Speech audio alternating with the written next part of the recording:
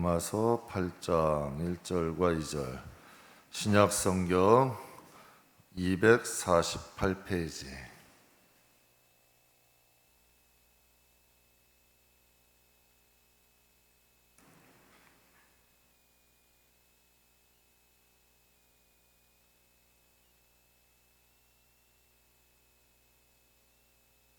로마서 8장 1절과 2절입니다. 그러므로 이제 그리스도 예수 안에 있는 자에게는 결코 정죄함이 없나니 이는 그리스도 예수 안에 있는 생명의 성령의 법이 죄와 사망의 법에서 너를 해방하였음이라.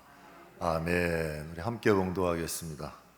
그러므로 이제 그리스도 예수 안에 있는 자에게는 결코 정죄함이 없나니 이는 그리스도 예수 안에 있는 생명의 성령의 법이 죄와 사망의 법에서 너를 해방하였음이라. 아멘. 십자가와 성령이란 제목으로 함께 잠깐 은혜 나누겠습니다. 십자가와 성령. 성경의 성도는 군사로 비유하고 있습니다. 이 성경이 기록된 시기에 전쟁에 나아가는 군사에게는 꼭 필요한 것이 두 가지가 있습니다. 칼과 방패인데 어느 것 하나 빼놓을 수 없이 중요합니다. 군사에게는 방패 있어야 하고 칼이 있어야죠. 여러분, 방패는 내 자신을 지키는 거고 칼은 상대를 공격하는 겁니다. 방패도 있어야 되지만 방패만 있고 칼이 없으면 늘 맞기만 하다 끝날 것 아니에요? 그리고 칼만 있고 방패가 없으면 내 자신을 보호할 수가 없죠. 그래서 군사는 칼이 있어야 되고 방패가 있어야 됩니다. 이 세상을 살아가는 성도들에게는 꼭 필요한 것이 두 가지가 있습니다. 바로 십자가와 성령입니다. 십자가가 필요하고 성령님 계셔야 합니다. 둘 중에 하나 뺄 수 없죠. 어떤 분은 성령님만 좋아하는데 십자가는 도외시합니다. 어떤 분은 십자가는 중요하다고 하는데 성령을 도외시하는 분도 있죠. 그것은 여러분, 어떤 사람은 칼은 있는데 방패는 없는 것과 같고 또 방패는 있는데 칼은 없는 것과 같습니다. 십자가는 우리를 죄를 깨닫게 하는 능력입니다. 또한 여러분, 죄에서 지켜주는 능력이죠. 내 자신을 먼저 지켜야 되는데 뭐에서 지켜야 될까요? 죄에서 지켜야죠. 죄의 싹은 사망인데 여러분, 욕심이 잉태하면 죄를 낳고 죄가 장성하면 사망을 낳는다 했잖아요. 십자가가 있어야 죄를 막죠. 십자가가 있어야 죄에서 자유하죠. 십자가가 있어야 죄의 능력에서 우리가 싸울 수가 있죠. 먼저 내 자신 지켜야 하지 않아요? 십자가가 있어야 돼요. 또 성령은 여러분 생명입니다. 여러분, 성령은 우리의 믿음이 자라게 하죠. 우리를 이끄시는 보혜사입니다. 인도하시고 지켜주시고 하나님 나라까지 인도해 가시는 보호자예요. 우리를 인도하시는 보혜사죠. 또 성령은 여러분 우리의 삶의 지경을 넓히게 합니다. 생명이죠. 점점 여러분 우리의 영적인 영역도 넓혀주십니다. 성령이 오시면 하나님 말씀을 깨닫게 하시죠. 하나님의 뜻을 행하게 하시죠. 주님이 원하시는 길을 걷게 하시잖아요.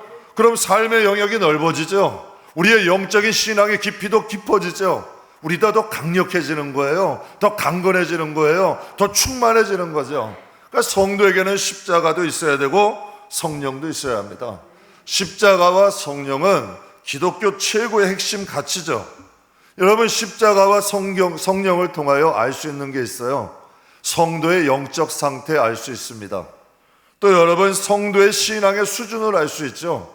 그 영혼에게 십자가가 있는가, 그 영혼에게 성령 충만한가를 보게 되면 성도의 영적인 상태를 알 수 있어요.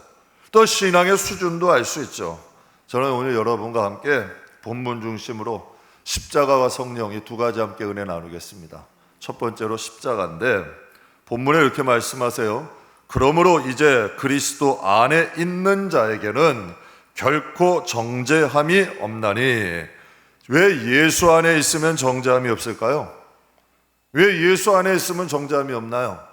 예수님이 나를 위해 십자가를 져주셨기 때문에, 십자가에 죽으신 예수님, 그냥 예수님이 아니에요. 나의 죄를 위해서 십자가에 죽으신 예수님이 그 안에 있으면 정죄함이 없는 거예요. 주님 안에 있을 때에 우리는 죄에서 자유한 거죠. 죄로 인하여 여러분 죽을 영원히 고통받아야 될 우리가 예수님으로 인하여 생명을 얻었잖아요. 하나님의 자녀가 됐잖아요. 하나님 나라 갈 수 있잖아요. 영원한 죄의 사망 정죄에서 우리가 이길 수 있잖아요. 여러분, 죄 안 짓고 산 사람이 어디 있나요? 성경 말씀 한번 보세요. 66권 하나하나 봐도 우리가 자유로운 것이 어디 있나요? 우리가 어떻게 자유함을 얻었나요? 어떻게 하나님의 자녀라는 권세를 얻을 수 있나요? 바로 예수님의 십자가죠. 예수님의 십자가가 져주심으로 우리가 죄가 크든 작든 깊든 넓든 상관없이 예수님 안에서 죄는 우리를 정죄할 수 없게 하신 거죠. 그래서 예수 안에 있는 때만이 우리가 자유할 수 있어요. 여러분, 포도나무에서 떨어진 가지는 예수 안에 있는 게 아닙니다. 여러분, 포도나무에 붙어 있어야죠. 예수 안에 있어서 예수님의 생명이 우리 안에 공급돼야 이게 진짜 크리스찬이죠. 인크리스찬, 즉 예수 안에 있어야 됩니다. 교회 안에는 여러분 예수 안에 있는 것 같은데 세상 밖에서는 여러분 예수 밖에 있는 것 같으면 이건 심각하게 우리 돌아봐야 합니다. 세상에 있을 때나 교회에 있을 때나 항상 우리가 예수님 안에 있는 겁니다. 우리가 사실 예수님을 영접하는 거지만, 예수님을 모시지만 영적으로 실상은 우리가 예수님 안에 거하는 거죠. 그분이 나를 지키는 거고, 그분이 나를 이끌어 가시는 거고, 그분이 나의 주인이 되주시는 거예요. 우리가 주께 속해 있기 때문에 어둠의 권세에서 벗어나게 된 거죠. 그렇다면 여러분, 우리가 예수 안에 있는지, 우리 안에 십자가를 품고 있는지 어떻게 알 수 있을까요? 우리가 예수 밖에 있는지 안에 있는지 어떻게 알아요? 다 예수 믿는다 하면 똑같아 보이잖아요. 예수 안에 있는지 예수 밖에 있는지, 저분이 정말 십자가 의지하고 살아가는지 십자가 의지하지 않고 살아가는지 어떻게 알 수 있을까요? 마태복음 10장에 예수님이 이런 말씀하셨어요. 같이 읽겠습니다. 또 자기 십자가를 지고 자기 목숨을 얻는 자는 잃을 것이요 나를 위하여 자기 목숨을 잃는 자는 얻으리라. 자기 십자가가 없는 사람은 내게 합당치 않다. 예수님이 지신 십자가는 뭐고 내 십자가는 뭔가요? 자기 목숨을 얻는 자는 잃게 된대요. 근데 자기 목숨을 잃으면 얻게 된대요. 이건 무슨 말씀을 하시는 건가요? 예수님이 말씀하시는 자기 목숨은 뭔가요? 바로 여러분, 우리의 옛사람을 말합니다. 여러분, 예전에 살던 우리의 사람, 옛 성품, 옛 사상, 옛 생각, 옛 방식, 옛 방법, 이것이 여러분 십자가에 죽어야 된다는 얘기예요. 우리 안에 그 십자가가 있어야 된다는 얘기죠. 우리가 여러분 그 십자가에 우리의 옛 방식, 옛 생각, 우리의 옛 자아가 십자가에 죽을 때 우리는 하나님으로부터는 새 생명을 얻는 거예요. 그런데 여러분, 우리가 생명을 얻고자 하면 하늘의 생명을 얻지 못한다는 거죠. 여러분, 우리의 마음에 두 주인은 있을 수 없습니다. 우리 안에 누가 주인이냐? 정말 내가 옛사람대로 살아가느냐? 아니면 하나님이 우리가 거듭난 생명대로 살아가느냐? 하나님 말씀하시는 거죠. 여러분, 교회 안에 있는데 예수를 믿는다고 하는 분들 중에 자기 자랑이 좀 심한 분들이 계세요. 말만 하면 자기 자랑만 하시는 분들이 있어. 또 자랑이 좀 과한 분들이 있어. 또 여러분, 교회 다니는 분들 중에도 자기 주장이 센 분들이 있어. 어떻게 하든지 관철시켜야 돼. 큰 소리가 나오든 싸우든 자기 주장은 꼭 관철하려고 그래. 왜 그럴까요? 또 여러분, 교회에 유독 상처 잘 받는 분들이 있어. 또 잘 삐지는 분들이 있어. 가끔가다 얘기하려면 몇 번씩 생각해야 되는 분들이 있어. 이분이 이렇게 얘기하면 이렇게 안 하실까? 이렇게 얘기하면 또 이렇게 얘기하실 것 같은데. 생각을 많이 해야 되는 분들이 있어. 또 여러분, 기복이 심한 분들이 있어. 왜 그럴까요? 이게 다 뭔가요? 자기 자랑하는 것은 뭐고, 여러분 자기 주장하는 것은 뭐고, 잘 삐지게 하는 것은 뭐고, 기복이 심한 것은 뭐고, 상처 잘 받는 건 뭘까요? 다 옛사람이죠. 죽지 못했으니까 이런 일이 있잖아요. 옛사람이 십자가에 못 박히면 상처 받을 일이 없잖아요. 기복이 있을 일이 없잖아요. 삐질 일이 없잖아요. 나를 자랑할 게 없잖아요. 왜? 나는 그리스도 안에 죽었고 예수를 믿는 믿음 안에 산다. 우리가 고백했잖아요. 예수님이 십자가에 죽으심으로 내가 그분 모심으로 내가 나는 죽고 이젠 주님 안에서 주님 뜻대로 살겠다. 우리가 주님을 나의 주님으로 모시고 살아가겠다. 우리 고백하잖아요. 자기 십자가가 없어서 그래요. 여러분, 십자가를 져보지 못했기 때문에 하나님 예수님께서 말씀하시는 거죠. 자기 십자가가 없는 사람은 내가 나에게 합당치 않다 말씀하셨어요. 주님을 믿음으로 구원받는 하나님 자녀는 자기 십자가가 있어야 합니다. 우리의 옛사람이 죽어야 새 사람이 살아납니다. 우리의 옛성품이 죽는 만큼 하나님의 생명은 강하게 임합니다. 여러분, 우리가 똑같은 그릇 안에서 우리의 옛사람이 강한 만큼 주님이 역사할 수 있는 곳은 없는 거예요. 여러분, 하덕주 지금 목사님 되셨죠? 가시나무새 내 속에 내가 너무도 많아 당신의 쉴 곳. 이거 사실 CCM이에요. 당신님 주님 말씀하시는 거예요. 사실은 이 속에 내가 너무 많으면 주님 오실 공간 없다는 거예요. 그러니까 내 십자가 주님의, 여러분, 내 십자가를 진 사람이 하나님께 합당한 사람이고 나를 잃어버릴 때 하늘의 생명, 새 생명이 온다는 거죠. 갈라디아서 6장에 이렇게 말씀하세요.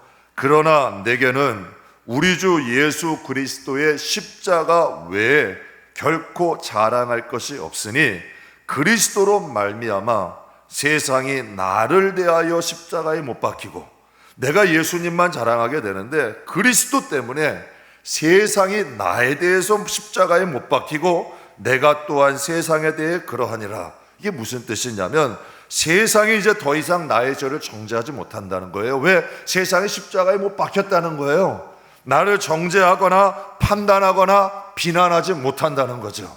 그 대신에 나도 십자가에 못 박힌다는 거예요. 이게 무슨 뜻이냐? 육신의 정욕, 안목의 정욕, 이생의 자랑, 옛사람이 십자가에 못 박혀야 된다는 거죠. 여러분, 그렇다면 왜 옛사람이 죽어야 될까? 옛사람이 죽으면 우리에게 무슨 유익이 올까요? 옛사람이 죽으면 단순해집니다. 여러분, 이게 놀라운 축복입니다. 우리 교회도 어린아이들이 많은데요, 부모 있으면 다 합니다. 다른 거 필요치 않아요. 부모가 제일이에요. 엄마가 제일이고 아빠가 제일이에요. 여러분, 이 아이들은 그것으로 만족해. 복잡하지가 않아요. 부모가 말씀하시면 그것인 줄 알고 순종하는 거야. 그것대로 따라가잖아요. 그래서 성경에 말씀하시잖아요. 천국은 어린아이자 같은 자가 간다 그랬어요. 정말 하나님의 말씀을 어린아이처럼 부모의 말로 받아들일 수 있는 사람. 그래서 데살로니가 교회의 믿음을 칭찬하셨잖아요. 그들의 믿음을 칭찬하신 이유는 다른 게 아니에요. 너희가 하나님의 말씀을 받을 때에 나 바울의 말이 아니라 하나님의 말씀으로 받았도다. 그래서 그들의 믿음이 아가야와 마게도냐까지 소문이 나버린 거예요. 믿음이 좋은 하나님의 사람이 된 거죠. 사랑하는 성도 여러분, 우리가 옛사람이 죽으면 단순해집니다. 하나님만 바라보게 돼요. 여러분, 출애굽하였던 광야의 1세대들은 옛사람이 살아있었어요. 복잡했어요. 자기 생각이 너무 많았어요. 하나님이 가자 그래도 안 가요. 원망하고 불평해요. 하루하루씩 만나 거둬라 해도 며칠씩 여러 번 거둬요. 또 하나님이 정탐하고 와서 그 땅을 점령할 땅이다 보여줬는데도 그 땅에 가서 원망하고 불평하고 하나님의 말씀을 믿질 않아요. 급기야 여러 번 하나님을 의심하고 하나님을 원망하고 애굽을 선택하게 돼요. 왜 그럴까요? 그런 생각을 하게 하는 게 뭘까요? 하나님이 오는 생명은 그런 생각을 하진 않아요. 원망하지 않아요. 불평하지 않아요. 의심하지 않아요. 여전히 그들의 마음속엔 옛사람이 가득한 거야. 이건 하나님께로부터 온 게 아니잖아요. 그러나 광야 2세대는 어땠어요? 하나님이 가라면 가요. 요단강만이 흐르고 있는데도 그거 건너가라 하니까 거기에 요단강에 발을 대니까 요단강이 갈라졌잖아. 여리고성 하루에 한 바퀴씩 돌고 마지막 날은 7바퀴 돌아라. 이거 바보 아니에요? 여러분, 여리고성은 함락된 적이 한 번도 없는 성이에요. 그런데 여러분, 그 성이 하루에 한 바퀴, 7째 날에는 7바퀴 돌고 나팔을 불면 무너진다. 이거 믿을 수 있나요? 그런데 그들은 진짜 믿었어. 여러분, 십자가에 죽지 못하면 복잡해집니다. 여러분, 자기 속 자기가 먹고 사는 거예요. 인생이 피곤하죠. 고달프죠. 수고하고 무거운 짐진 자들아 다 내게 오라. 예수님만으로 만족한다는 게 거짓말 같아요. 주님을 믿고 살았던 여러분 선진들의 모습은 다 이야기 같아요. 나하고는 먼 이야기야. 왜 그럴까요? 복잡하니까. 내 생각이 너무 많으니까, 내 방식과 내 방법이 너무 많으니까 오히려 모든 일들이 어려운 거예요. 피곤한 거죠. 그러다 보니 예수 믿어도 행복해요? 평안해요? 아니죠. 옛사람이 죽어야 됩니다. 옛사람이 죽으면 이게 영적 신비야. 하나님이 역사하기 시작하는 거고 하나님이 일하기 시작하는 거죠. 그럼 옛사람이 죽으면 유익이 뭐가 있을까요? 담대해집니다. 여러분 십자가에 죽으면 겁이 없어지죠. 왜 그럴까요? 환경과 사람을 안 봅니다. 하나님만 바라보는 겁니다. 기도하는 사람들에겐 특징이 있습니다. 제가 성도님들에도 가끔 말씀드리는데, 물론 여러분 세상의 흐름은 알아야겠죠.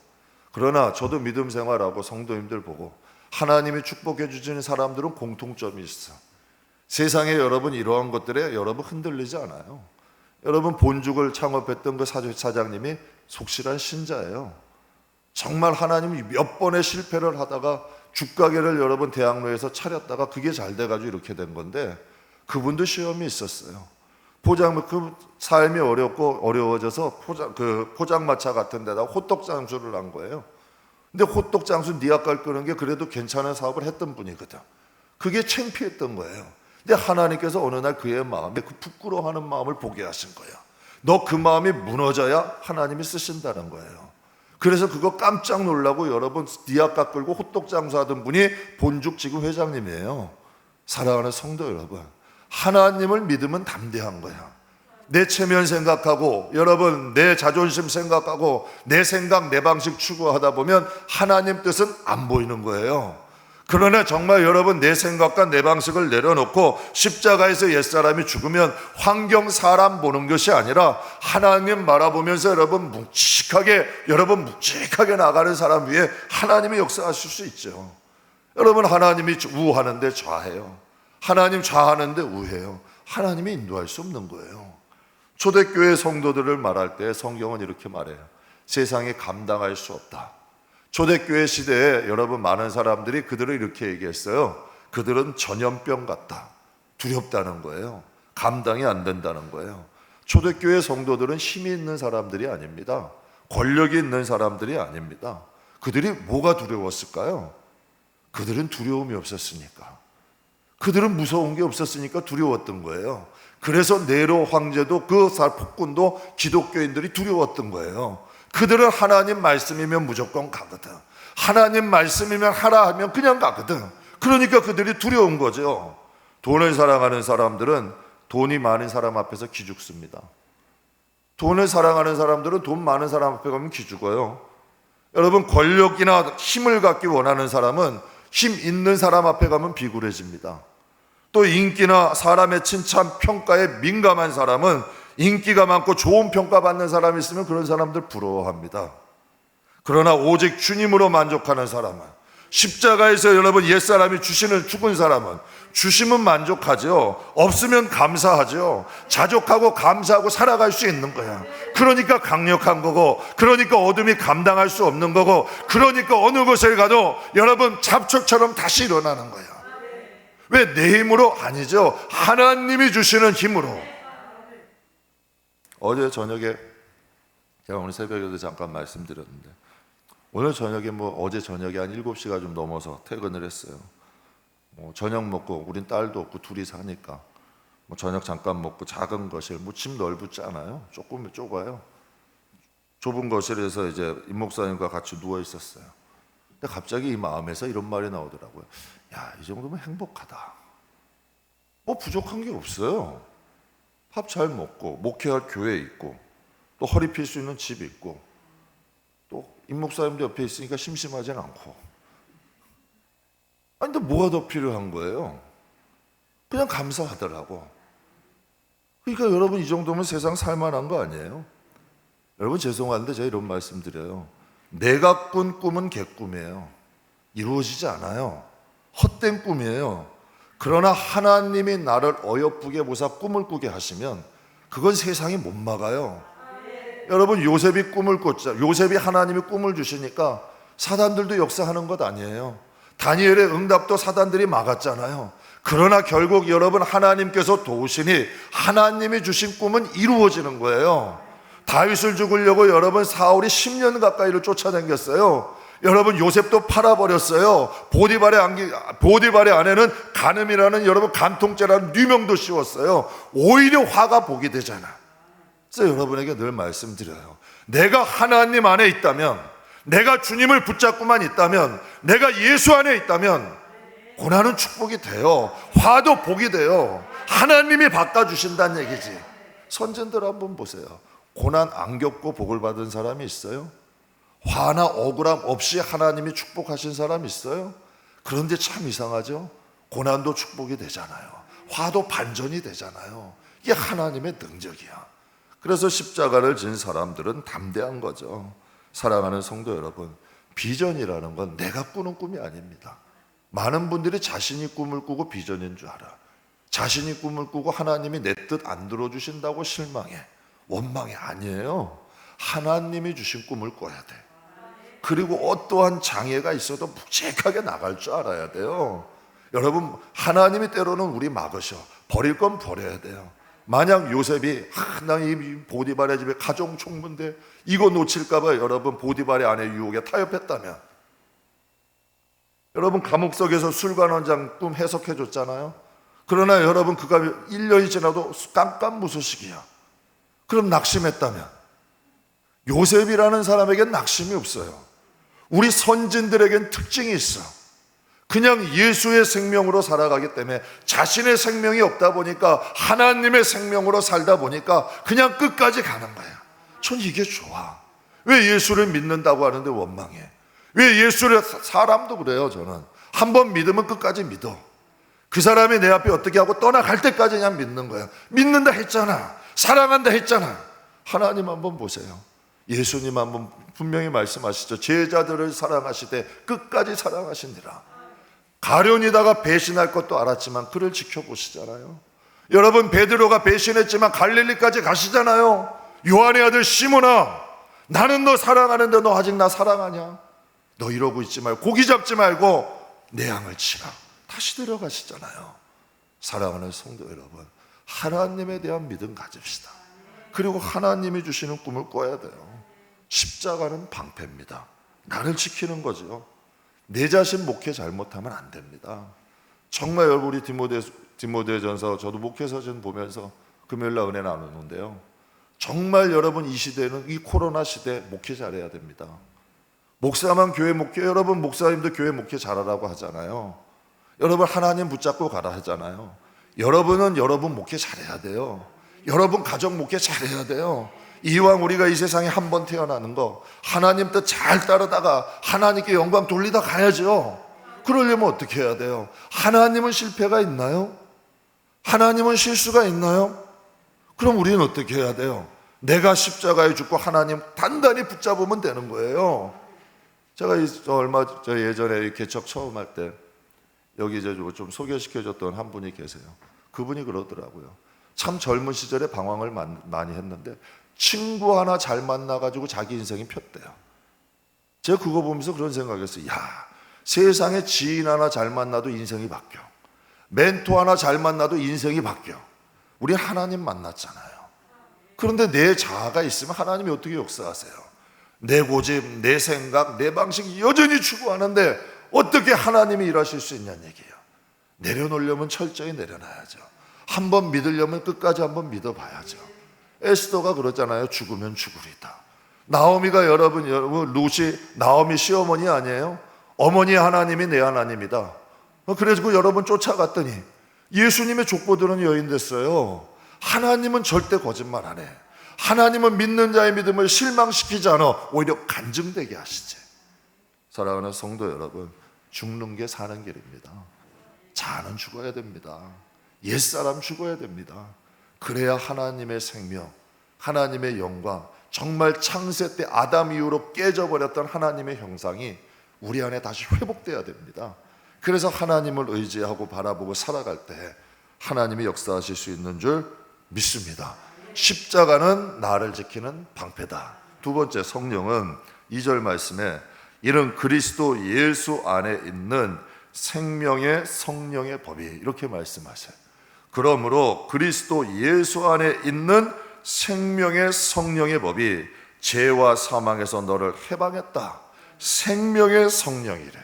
성령은 생명이다. 성령은 우리 안에서 죄를 쫓아냅니다. 성령은 우리 안에서 사망을 쫓아냅니다. 여러분, 어떻게 성령이 우리 안에 오셨잖아요. 믿으십니까? 성령으로 거듭나면 하나님의 영이 온 거예요. 아담이 범죄함으로 하나님의 형상이 깨졌잖아요. 아담을 만드실 때 하나님의 생기를 훅 버렸잖아요. 이게 여러분 하나님의 생명, 성령 아니에요? 그런데 그들이 하나님 선악과를 먹음으로 하나님의 형상이 깨져버렸단 말이야. 그런데 이제 예수를 믿는 약속으로 우리에게 성령을 부어넣어 주셨어. 하나님의 생명이 오신 거죠. 그럼 하나님의 생명은 거룩한 영이야. 그럼 우리 안에 오시면 제일 먼저 하는 게 뭘까요? 청소하시는 거죠. 그래서 예수님이 성경에도 이런 말씀하셨잖아요. 여러분, 한 귀신이 나갔어. 그런데 그 집을 다시 와보니까 청소는 되어 있는데 주인이 없어. 옳다구나 하고 7을 데리고 다시 왔다. 이전 형편보다 더 나빠졌다 그랬어. 그래서 예수 믿다가 잘못된 사람이 더 악해지는 거예요. 그러니까 여러분, 성령 충만하면 나타나는 현상이 있습니다. 성령 충만하면 우리에게 나타나는 현상, 사람이 변합니다. 변할 수밖에 없어. 성령 충만하면 사람이 변해. 왜 성령 세례 받고 방언의 은사도 받았는데 변하지 못하는 사람들 있죠.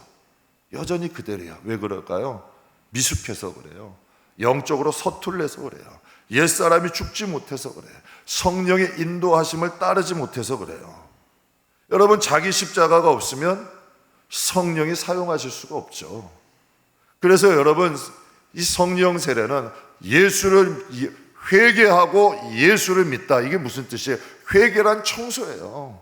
나의 지난 날의 죄를 고백하고 정말 예수님을 내 구주로 영접합니다. 그때 성령이 오시는 거예요. 그럼 우리의 영혼을 거룩하게 하는 거죠. 그리고 성령이 하나님의 뜻대로 우리를 인도해 가기 시작하는 거야. 그때 우리에게 새 인생이 시작되는 거죠.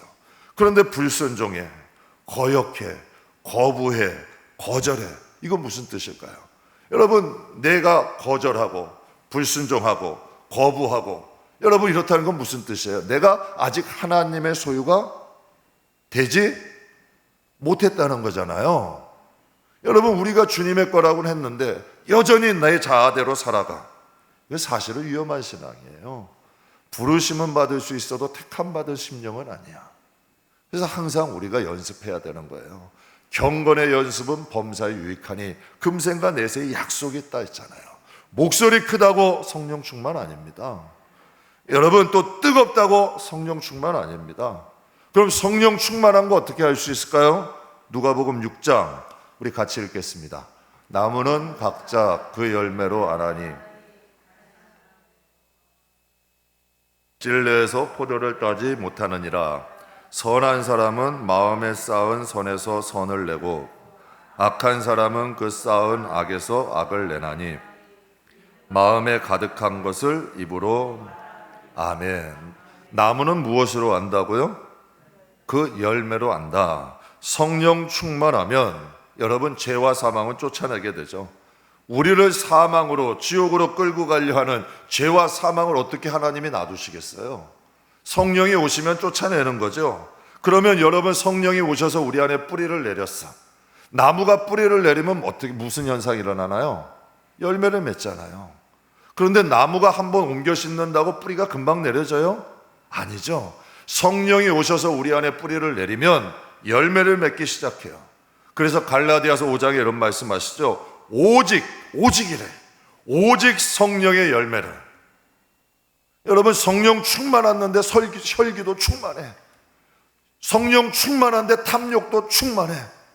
성령 충만한데 시기와 모임도 충만해. 그건 잘못된 거예요. 정말 성령이 충만하면 오직 성령의 열매는 사랑과 희락과 화평과 오래 참음과 자비와 양성과 충성과 온유와 절제니 이 같은 것을 금지할 법이 없느니라. 근데 분명히 성령의 9가지 열매인데 성경에 보면 이 열매가 단수야. 무슨 뜻이냐면 하나의 열매에 9가지 맛이 있다는 거야. 그러니까 성령이 오시면 이 안에 9가지 여러분 열매가 맺어진다는 거예요. 그래서 그 다음에 이렇게 말씀하시죠. 그리스도 예수의 사람들은 육체와 함께 그 정과 탐심을 십자가에 못 박았느니라.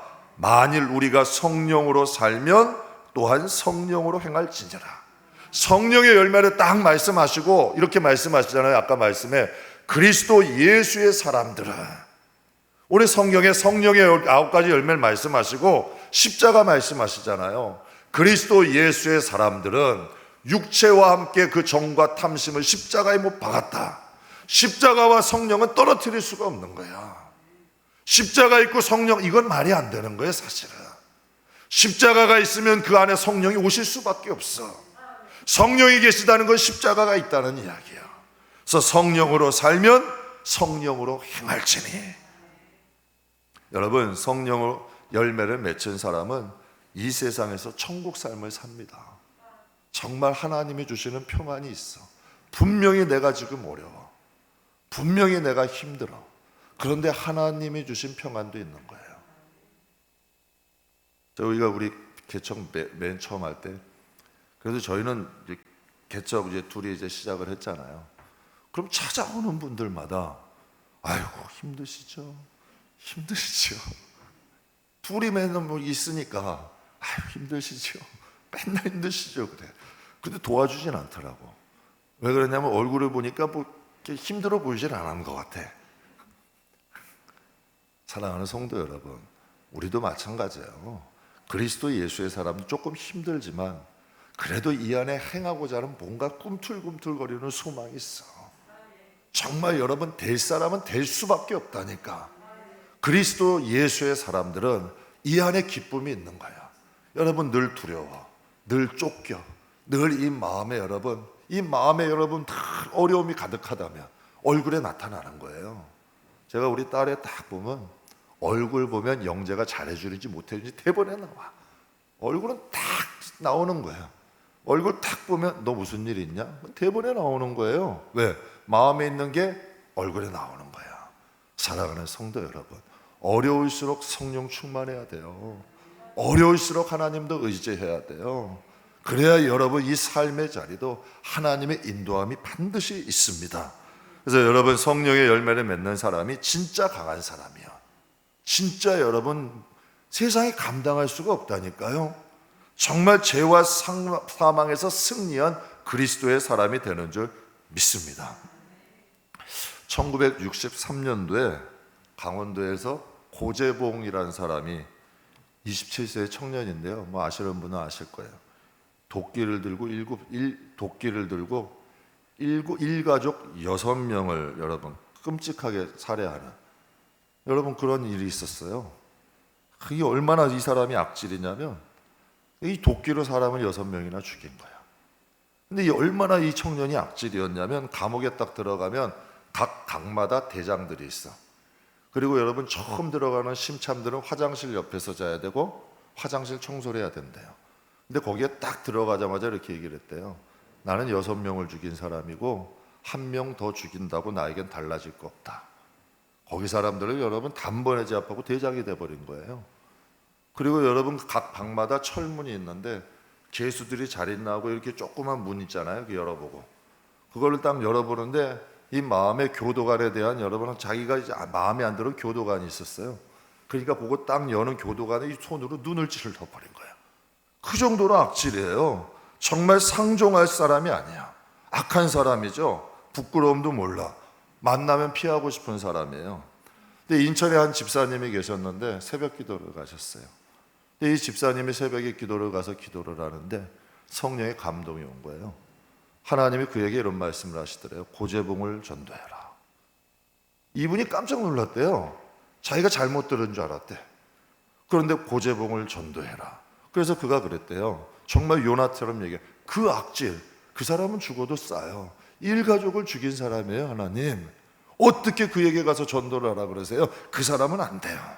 그런데 여러분, 우리 신앙생활 하는 분들 한번 생각해 보세요. 하나님이 한번 하라 그러면 물러서던가요? 안 물러서요.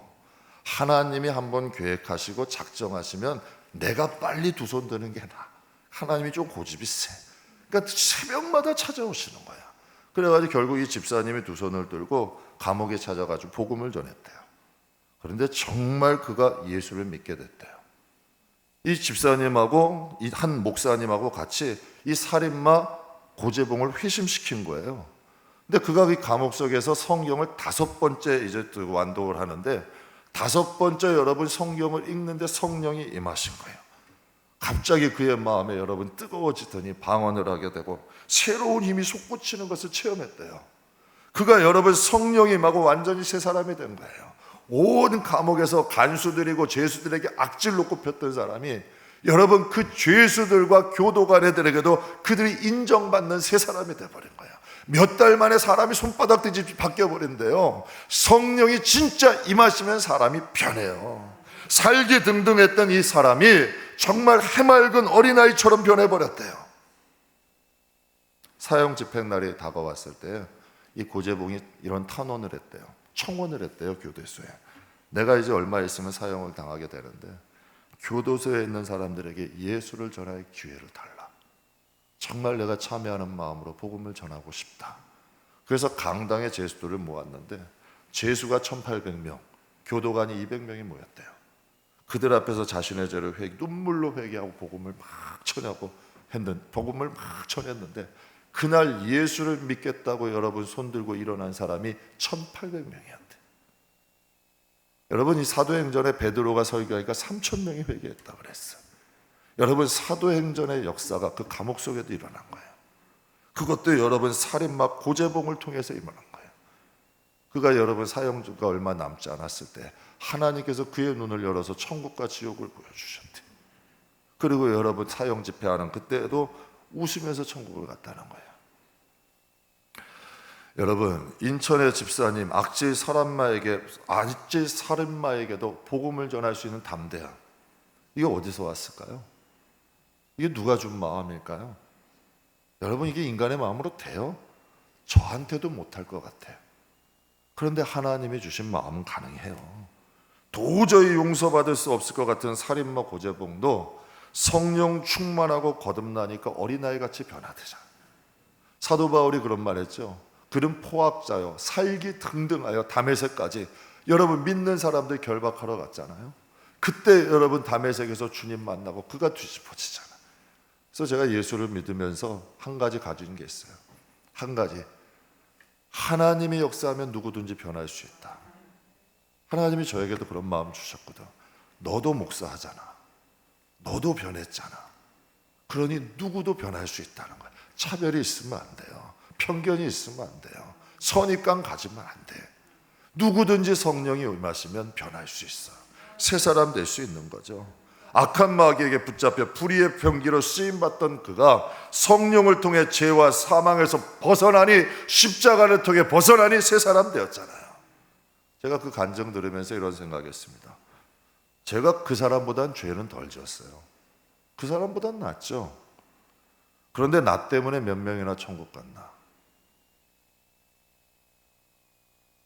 내가 하나님 앞에 고재봉보다 나은 게 뭐가 있나?